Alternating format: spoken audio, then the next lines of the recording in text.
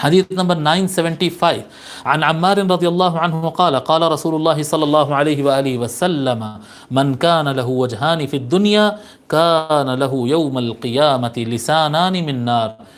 حضور اکرم صلی اللہ علیہ وآلہ وسلم ارشاد فرماتے ہیں جو انسان کے دنیا کے اندر دو چہرے ہوتے ہیں، کچھ لوگ ہوتے ہیں نا دو چہرے، ادھر گئے تو الگ ڈھنگ سے بات کرتے، ادھر گئے تو الگ ڈھنگ سے بات کرتے، ہوتا نا ایسا. کچھ لوگ ہوتے ہیں ادھر ان کے سامنے ایک دم نیک بن جاتے، ادھر جا کے ان کے لیے نیک بن کے ان کے لیے خراب ہو جاتے. تو دو چہرے والے ہوتے ہیں، بعض لوگ دو چہرے والے ہوتے ہیں، بعض لوگ اس سے زیادہ چہرے والے ہوتے ہیں.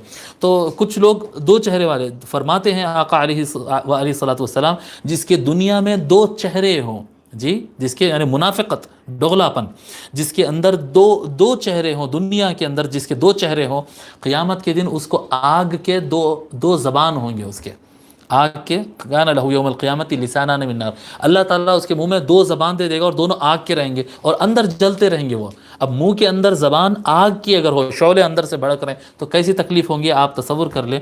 تو اس کے لیے قیامت کے دن آگ کی زبان ہوتے، لہٰذا کبھی دو فیس والے نہیں ہونا، دو الگ الگ روپ والے نہیں ہونا، کبھی بھی منافقت سے بچنا اور دوغلے پن سے اپنے آپ کو بچا کر رکھنا.